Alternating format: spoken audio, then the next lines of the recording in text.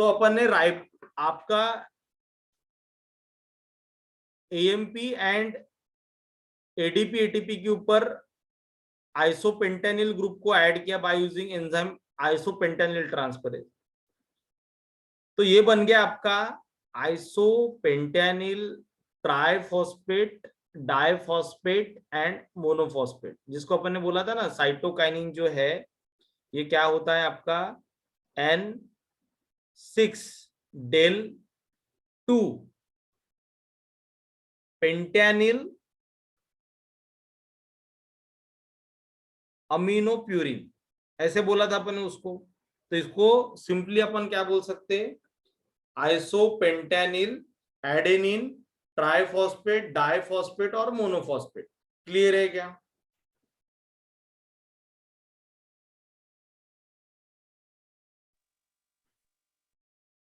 यहां तक ठीक है क्या? नहीं सर, एक बार बता। नहीं समझा? ये देखो,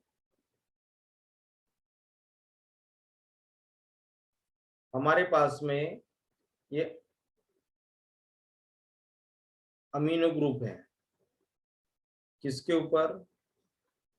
प्यूरिन के ऊपर।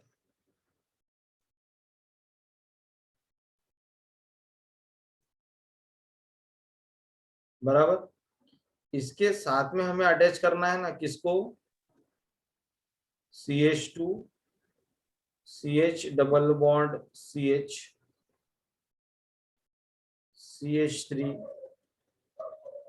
CH3, ये हमारा आइसोपेंटेनिल है। बराबर। और ये हमारा एडेनिन है।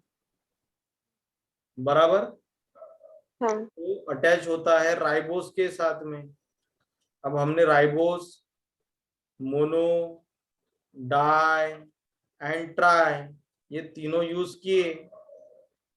बराबर। ये प्लांट के लिए यूज किया था और ये हमने यूज किया था बैक्टीरिया के लिए। बराबर। तो इसको क्या बोलेंगे अपन? आइसोपेंटेनिल एडेनिन डाइफॉस्फेट, ठीक है, मोनोफॉस्फेट डाइफॉस्फेट और ट्राइफॉस्फेट। तो उसको उसने सिंपल तरीके से लिखा है। हो गया कि ये समझ में आया? हाँ सर। उसने ये सिंपल तरीके से लिखा है IPTP IPDP एंड IPMP, मतलब मोनोफॉस्फेट डाइफॉस्फेट ट्राइफॉस्फेट। ठीक है। हाँ सर। उसके बाद में नेक्स्ट आपका जो मोनोफॉस्फेट डाइफॉस्फेट ट्राइफॉस्फेट है, इसके ऊपर अपन हाइड्रोक्सिलेशन करेंगे बाय द एंजाइम हाइड्रोक्सिलेस। तो नेक्स्ट स्टेप में क्या करना है अपने को? हाइड्रोक्सिलेशन करना है। और हाइड्रोक्सिलेशन अगर आप करोगे तो हाइड्रोक्सिल ग्रुप आ गया। और अपन ने बोला था कि आइसोपेंटेनिल को अगर हाइड्रोक्सिल ग्रुप अटैच करते हैं तो क्या बन जाता है? Z18 बन जाता है। क्लियर है क्या? हाँ सर। पक्का? हाँ सर। तो ये बन गया आपका Z18 monophosphate, Z18 die and triphosphate. ठीक है।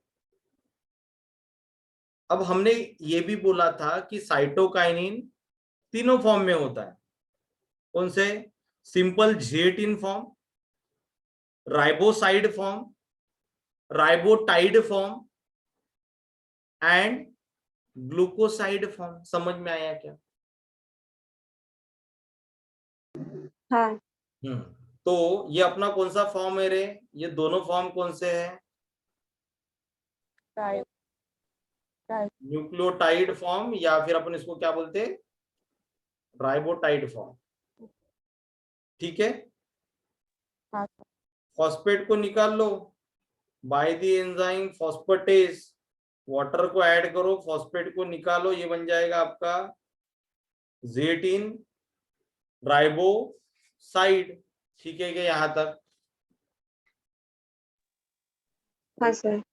उसके बाद में Z18 राइबोसाइड जो है इसका राइबो शुगर निकाल दो। ठीक है। राइबो शुगर अगर आपने निकाल दिया तो ये बन जाएगा आपका Z18, ओनली Z18, क्योंकि इसके पास में कोई भी शुगर नहीं है। समझ में आया क्या? तो ये बन जाएगा आपका हाँ Z18। अब वो Z18 ट्रांस में है या सी से, उसके हिसाब से आपको पढ़ना पड़ेगा। फॉर एग्जाम्पल ये ट्रांस में है तो एक्टिव है, इसको इनएक्टिव करना है तो अपन यूज करेंगे आइसोमेरेज एंजाइम, तो ये आपका Z18 में कन्वर्ट हो जाएगा। समझ में आया? हाँ सर। अब ट्रांस Z18 और Z18 इसको आप फिर से किस में कन्वर्ट कर सकते हो? ग्लूकोसिल फॉर्म में। तो ग्लूकोज को यहाँ पे अटैच कर दो, तो ग्लूकोज जब अटैच होगा तो ये आपका बन जाएगा ओ ग्लूकोसिल ट्रांस Z18 और ओ ग्लूकोसिल सिस Z18। ठीक है, हाँ चलो। उसके बाद में नेक्स्ट, इसमें किसी को डिफिकल्टी है क्या रे? नहीं सर। आपको याद क्या रखना है ये पाथवे में, आप याद क्या रखोगे? तो ये पाथवे में याद रखना है ये वाला एंजाइम। ठीक है क्या? हाँ सर। और बाकी का जो अपन ने सीक्वेंस पढ़ा है वो आपको याद रखना है। दूसरी चीज आपको क्या याद रखोगे? बायोसिंथेसिस में बैक्टीरिया एएमपी यूज करता है, ये एटीपी एंड एडीपी यूज करता है। ये दूसरी चीज याद रखनी है। ठीक है, बाकी का आपको पता है कि एटीपी एडीपी एंड एएमपी, इसके ऊपर आइसोपेंटेनिल ट्रांसफर करो, उसके बाद में हाइड्रोक्सिल ग्रुप ट्रांसफर करो, तो वो आपका राइबोटाइड फॉर्म बनेगा। फॉस्फेट निकाल दो, राइबोसाइड फॉर्म बनेगा। उसके बाद में आपका राइबो शुगर निकाल दो तो ट्रांसजेटिन बनेगा। उसके ऊपर ग्लूकोज ट्रांसफर कर दो तो वो ग्लूकोसिल फॉर्म बन जाएगा। ठीक है, हाँ सर। तो उसके बाद में नेक्स्ट और इम्पोर्टेंट है, हाँ, आपका जो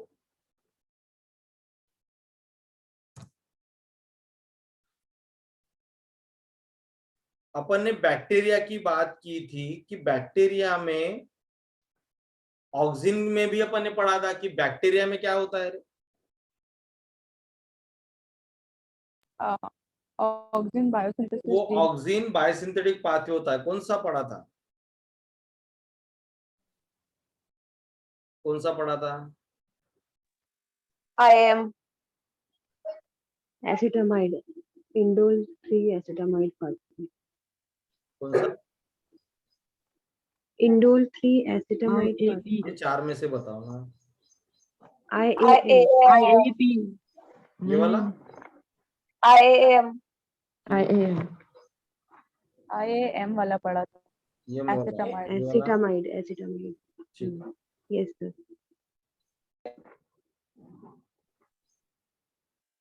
तो बैक्टीरिया में भी एंजाइम्स होने चाहिए ना, हार्मोन सिंथेसिस, क्योंकि आपके बैक्टीरिया जो है ये प्लांट को डिसीज कॉज करते हैं ना। तो जैसे पहला आपके पास में एग्जांपल है एग्रोबैक्टीरियम ट्यूमेफेशंस। सुना है क्या इसके बारे में? हाँ सर। तो ये आपका हो गया सेकेंड।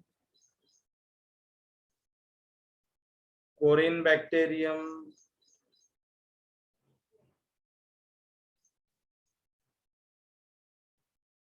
फेशियंस। और तीसरा एग्रोबैक्टीरियम राइजोजीन्स। ठीक है, तो ये आपके जो बैक्टीरिया है ये अलग अलग डिसीज को कॉज करते हैं प्लांट में। पहला जो है ये पहला क्राउन गॉल डिसीज को कॉज करता है। ठीक है, उसके बाद में कोरिन बैक्टीरियम फेशियन जो है ये जो डिसीज को कॉज करेगा इसको बोला था विचेस ब्रूम। मतलब जो स्टीम होता है ना उसको ये स्ट्रॉ लाइक स्ट्रक्चर में कन्वर्ट करता है। और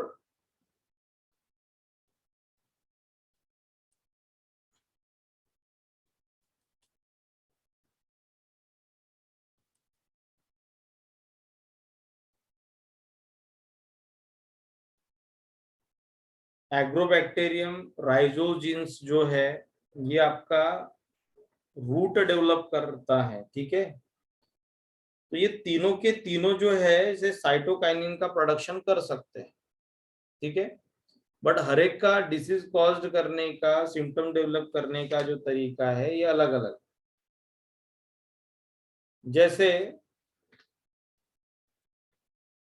एग्रोबैक्टीरियम ट्यूमफिशंस, इसके पास में कौन सा प्लाज्मिड होता है? TI plasmid. TI plasmid. TI plasmid जो है इसमें भी एक रीजन होता है जिसको बोला जाता है टीडीएनए।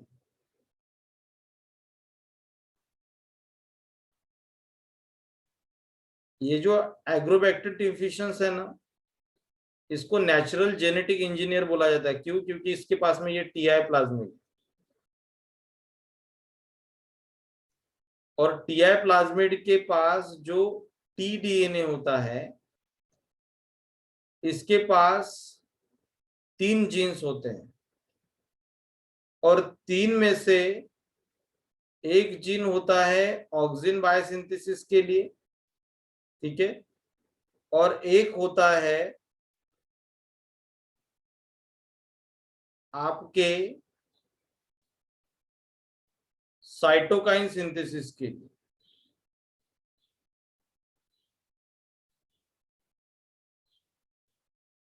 ठीक है। तो auxin biosynthesis and cytokine biosynthesis, इसके लिए इसके पास में जीन। तो जो साइटोकाइन बायोसिंथेसिस के लिए जो जीन होता है उसको बोला जाता है आईपीटी जीन। आईपीटी का लॉन्ग फॉर्म क्या है? आइसोपेंटानिल ट्रांसफरेज। अभी तो पढ़ा ना बने, बायोसिंथेसिस के लिए इंपॉर्टेंट आपका जो एंजाइम होता है वो कौन सा होता है? आईपीटी। और ये आईपीटी जीन किसके पास में होता है? आपके टीडीएनए के पास में, ठीक है कि यहाँ तक? हाँ सर। अब ये एग्रोबैक्टीरियम ट्यूमफिशन जो है ये जीन को कैसे ट्रांसफर करता है, ठीक है, इन्फेक्शन कैसे कॉज करता है, तो ये अपन पढ़ेंगे अप्लाइड बायोलॉजी में, मतलब यूनिट 12 में, ठीक है। उसके बाद में नेक्स्ट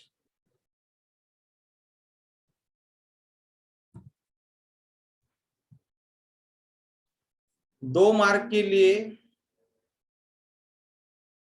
आपको लोकस को याद रखना है आईपीटी के, ठीक है। आईपीटी मतलब आइसोपेंटानिल ट्रांसफरेज।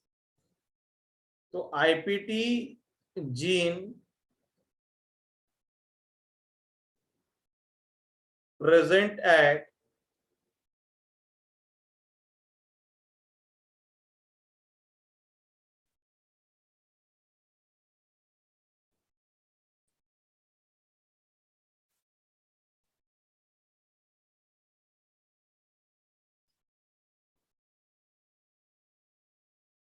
TMR लोकस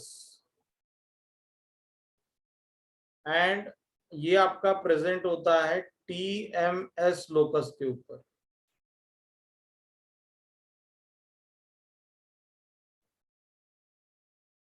ठीक है क्या? ये आपको 2 मार्क के लिए, 4 मार्क के लिए याद रखना है। अब देखो TMR का मतलब क्या होता है? TMR का मतलब होता है रूटी ट्यूमर, ठीक है। और TMS जो है इसका मतलब होता है शूटी ट्यूमर।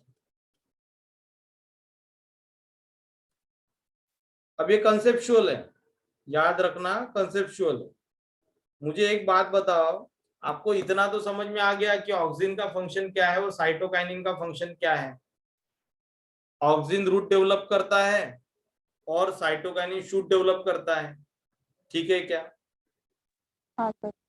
अब मुझे एक बात बताओ कि फॉर एग्जांपल साइटोकाइनिन का जो बायोसिंथेटिक पाथवे है जिसमें आईपीटी जीन सबसे इंपॉर्टेंट है, आइसोपेंटानिल ट्रांसफर, ये पहला एंजाइम, इसको अगर अपन ने म्यूटेट कर दिया, इसको म्यूटेट कर दिया तो सिर्फ ऑक्सिन प्रोड्यूस होगा।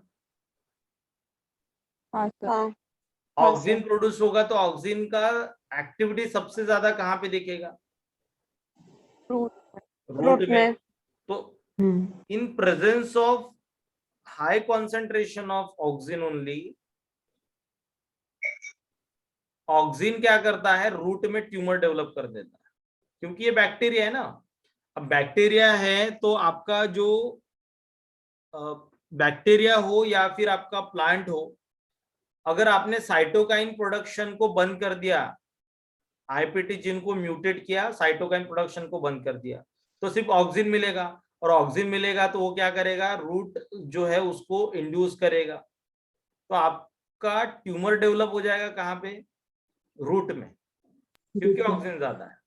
बट अगर आपने ऑक्सिन बायोसिंथेसिस जीन जो है उसको अगर अपन ने म्यूटेट कर दिया तो अब आपका साइटोकाइन ज्यादा रहेगा। अपन दो अलग अलग म्यूटेशन की बात कर रहे हैं।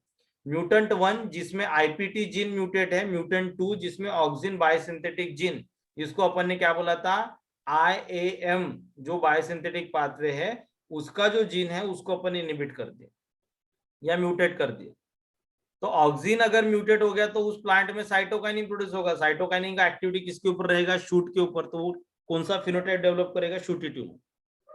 तो इसलिए आप उसको क्या बोलते कि जो फिनोटाइप डेवलप हुआ उससे उसका नाम दिया। आईपीटी प्रेजेंट ऑन टीएमआर मतलब रूटी tumour, and auxin biosynthetic gene present on sooty tumour. इससे ये कंफ्यूज मत होना, शूटी का मतलब साइटोकाइनिन वाला जीन और रूटी का मतलब ऑक्सिन वाला जीन, ऐसा नहीं है। ये थोड़ा सा कंफ्यूजिंग है, बट एक बार कंसेप्ट क्लियर हो गया तो आपको याद रहेगा हमेशा के लिए।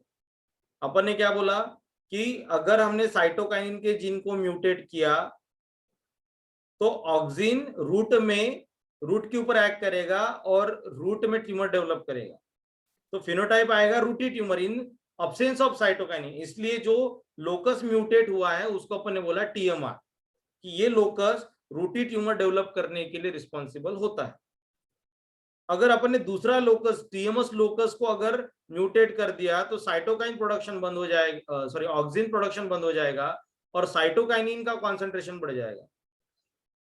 तो वो लोकस को अगर आपने म्यूटेंट किया तो it is responsible for the sooty tumour, इसलिए अपन उसको बोलते हैं टीएमएस लोकस। समझ में आया क्या? हाँ सर। पक्का? हाँ। उसके बाद में नेक्स्ट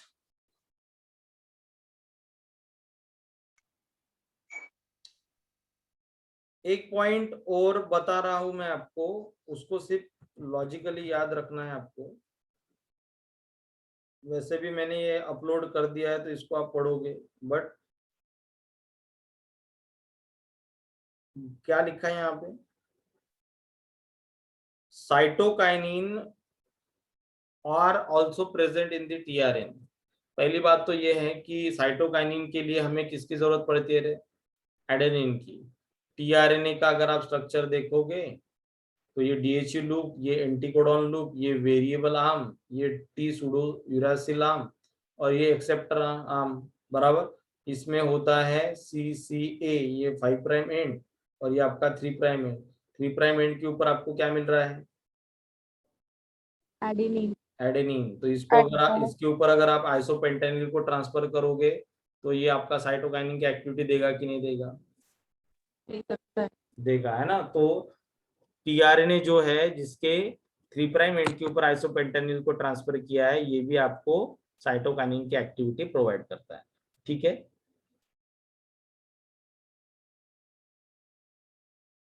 हाँ सर।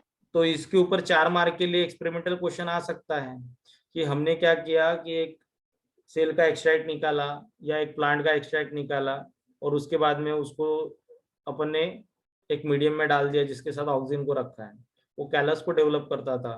फिर उसके बाद में स्टडी हुई तो वहां पे बहुत सारे टीआरएनए मिले जो आपके सेल डिवीजन के लिए रिस्पॉन्सिबल थे। तो इसका मोस्ट प्रोबेबल रीजन क्या हो सकता है? तो आप आपको आंसर वो ढूंढना पड़ेगा जहां पे लिखा हो T R N A act as a cytokinin के बारे में। तो टीआरएनए जो है वो सेल में मॉडिफाइड हो गया विद द आइसोपेंटानिल और इसलिए वो अभी साइटोकाइनिन की तरह काम कर रहा है। तो ऑक्सिन के साथ में मिलके फिर वो कैलस डेवलपमेंट कर सकता है। तो ऐसा ऑप्शन जहां पे लिखा हो वो आपको चूज करना है। ठीक है क्या? हाँ सर। चलो उसके बाद में नेक्स्ट, साइटोकाइनिन का प्रोडक्शन कौन करता है? कौन करता है साइटोकाइनिन का प्रोडक्शन? रूट ना। रूट। अब हाँ। अभी तो पढ़ा ना अपन ने, कौन करता है? हाँ। रूट। रूट। तो ट्रांसपोर्टेशन कहां से कहां पे होगा? Basal to apical. Root to the shoot, बराबर। तो शूट की तरफ हमें उसको ट्रांसपोर्ट करना है, मतलब बेसल टू दी अपाइकल। और जब भी कोई आपको मॉलिक्यूल को, आयंस को, न्यूट्रिएंट को या हार्मोन्स को आपको basal to the apical region मतलब root to the shoot transport करना है, तो वहां पे हमें जरूरत पड़ती है जाइलम की। तो एक बात याद रखना, xylem is responsible for the transportation of factors from basal to the apical side. तो phloem is responsible for the transportation of factor from apical to the basal side. Xylem is responsible for the transportation of water and other things. So phloem is responsible for the transportation of photoassimilate and other factor. ठीक है कि यहाँ तक? हाँ sir. तो oxygen जो है इसका हमने ट्रांसपोर्टेशन कैसे पढ़ा था रे? Apical to the basal. इसका ट्रांसपोर्टेशन कैसे पढ़ रहे हैं? Basal to the apical. Next जो हार्मोन आएगा, नेक्स्ट जो हार्मोन आएगा उसका ट्रांसपोर्टेशन फिर से कहां पे पढ़ेंगे? अपाइकल टू दी बेसल, मतलब अल्टरनेट। पहले ऊपर से नीचे, अब दूसरा हार्मोन पढ़ रहे तो नीचे से ऊपर। तीसरा गिबरलिन पढ़ेंगे अपन, तो वो आपका ऊपर से नीचे की तरफ आएगा फिर से। ठीक है ना? तो इसीलिए मैंने बोला था आपको कि सीक्वेंस में हार्मोन को ही पढ़ना है हमें। ठीक है यहाँ तक? हाँ सर। उसके बाद में आपका जो ट्रांसजेटिन है उसके एक्टिविटी को रेगुलेट किया जाता है bye enzyme cytokine oxidase. Cytokine oxidase जो है क्या करता है, आपका जो साइटोकाइनिन है उसका ऑक्सीडेशन करता है। तो जो आइसोपेंटानिल है आपके पास में, एडेनिन आइसोपेंटानिल एडेनिन जो है इसके ऊपर साइटोकाइन ऑक्सीडेज ऐड करेगा, एडेनिन अलग हो जाएगा और आपका जो आइसोपेंटानिल है ये आपका अलग हो जाएगा। तो ये आपका साइटोकाइनिन जो इसकी एक्टिविटी लॉस हो जाएगी। ठीक है यहाँ तक? तो cytokine oxidase is responsible for the oxidation of cytokinin. ठीक है, जिससे आपका साइटोकाइनिन का एक्टिविटी घट जाता है। ठीक है यहाँ तक? हाँ सर। चलो, तो अभी सबसे लास्ट में आते हैं बायोलॉजिकल फंक्शंस के ऊपर। बायोलॉजिकल रोल ऑफ साइटोकाइनिन जो है इसमें सबसे पहला है हमारे पास, साइटोकाइनिन जो होता है ये शूट एंड रूट के सेल डिवीजन के लिए रिस्पॉन्सिबल होता है, जो इसका मेन फंक्शन याद रहेगा। हाँ सर। सेल डिवीजन की बात करते हैं तो सेल डिवीजन की बात कर रहे हैं, इसका मतलब ये सेल साइकिल को एक्टिवेट करता है। सेल साइकिल को एक्टिवेट करता है तो सेल साइकिल को लगने वाले जो भी फैक्टर्स है, for example D type cyclin, इसका ये एक्सप्रेशन करता है। ठीक है, अपन ने पढ़ा था ना cyclin D, cyclin E, cyclin A, cyclin B, ये सारे अपन ने साइक्लिन पढ़े थे। उसमें से कौन से साइक्लिन का एक्सप्रेशन करता है? Cyclin D. ठीक है? हाँ। ठीक है क्या? उसके बाद में ये auxin is to cytokinin ratio, ये अपन ने पढ़ा है। ऑक्सीजन का कॉन्सेंट्रेशन ज्यादा है तो रूट डेवलपमेंट, और अगर ऑक्सीजन का साइट कॉन्सेंट्रेशन कम है तो शूट डेवलपमेंट। अगर इक्वल है तो कैलस डेवलपमेंट, वो अपन ने पहले ही लिखा है, ठीक है। यहाँ पे अगर आपको लिखना है तो आप लिख सकते हो। इसमें किसी को डिफिकल्टी है क्या? नहीं सर। नहीं उसके सर। बाद में cytokinin modify apical dominance and promote lateral bud formation, ठीक है। अब देखो ऑक्सिन जो है, ऑक्सिन में अपना अपन ने जो फिजियोलॉजिकल फंक्शंस लिखे हैं, तो एक बात याद रखना कि आपका जो ऑक्सिन है it is responsible for the apical dominance. Auxin जो है it is responsible for the apical dominance. ये शायद छूट गया था अपना, ये नहीं पढ़ा था ना अपाइकल डोमिनेंस अपन ने? नहीं सर। हाँ, तो देखो apical dominance induced by auxin. कौन इंड्यूस करता है इसको? Auxin. Auxin. Cytokinin inhibit apical dominance, ठीक है। अब अपाइकल डोमिनेंस का मतलब क्या होता है? जो आपका अपाइकल बर्ड होता है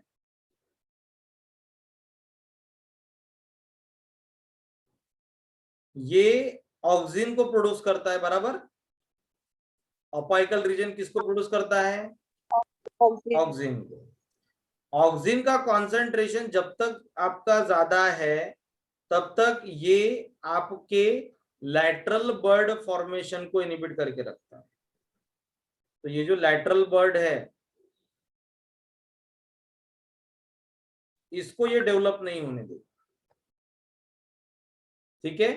तो auxin inhibit lateral bud development, ठीक है कि यहां तक?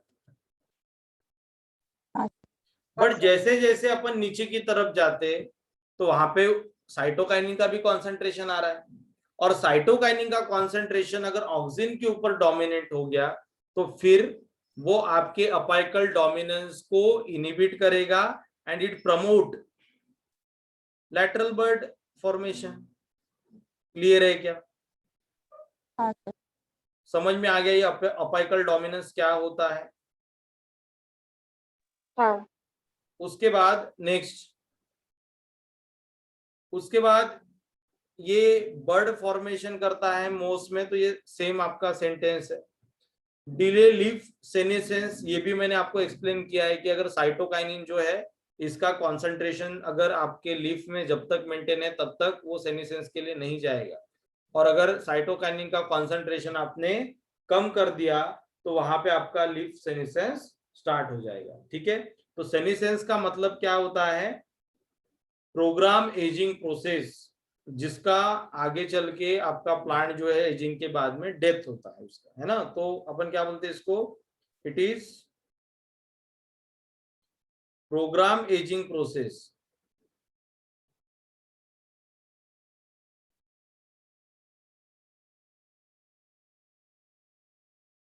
प्रोग्राम बोला है मतलब सिग्नलिंग करनी पड़ेगी। तो जैसे प्रोग्राम सेल डेथ मतलब एपोप्टोसिस बोलते हैं, बराबर ना। तो वैसे ही एजिंग का मतलब भी क्या है आपका? ये आपका प्रोग्राम सेनेसेंस का मतलब क्या है? ये आपका प्रोग्राम एजिंग प्रोसेस है जिसके लिए आपको सिग्नलिंग की जरूरत पड़ती है, ठीक है। तो ये आपका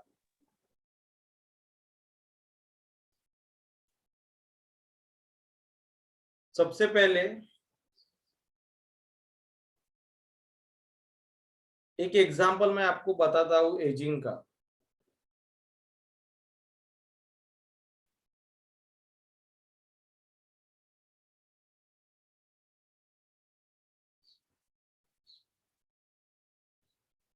मोनोकार्पिक सेनेसेंस।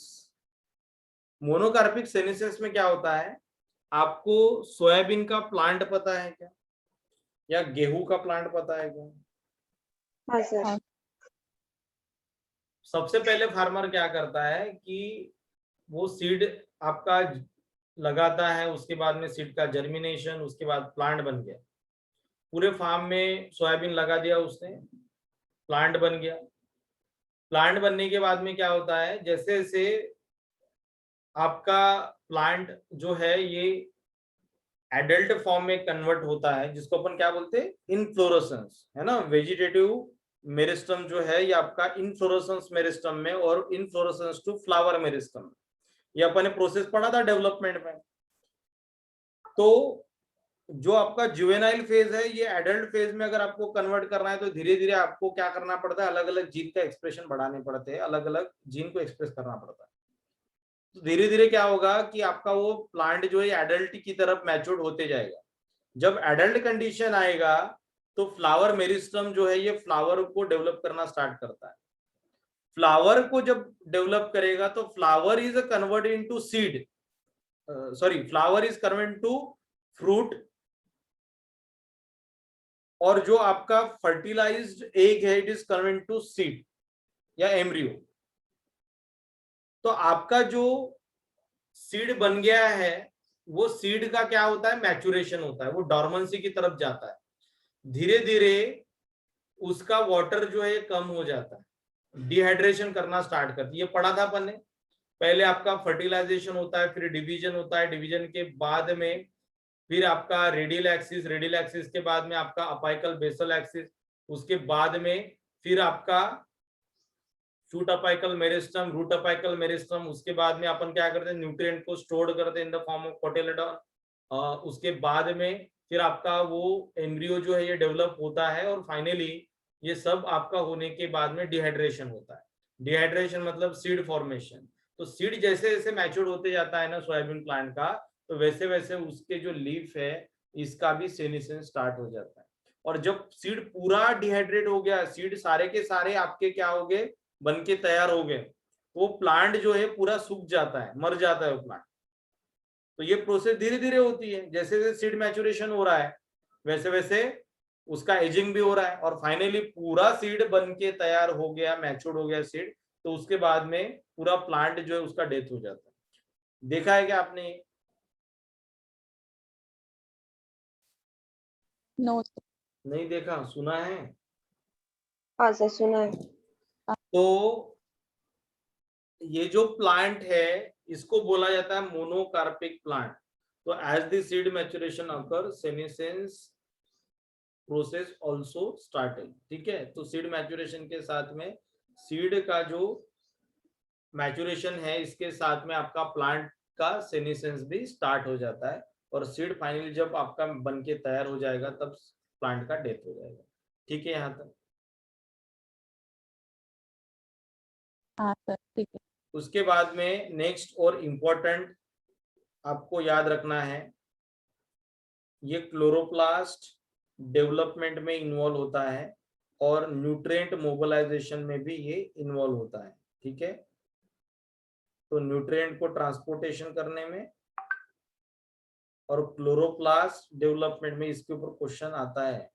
ठीक है ना, तो क्लोरोप्लास्ट डेवलपमेंट में आपका साइटोकाइनिन का इन्वॉल्वमेंट होता है। यहाँ तक ठीक है क्या? ठीक है। हाँ सर। सेशन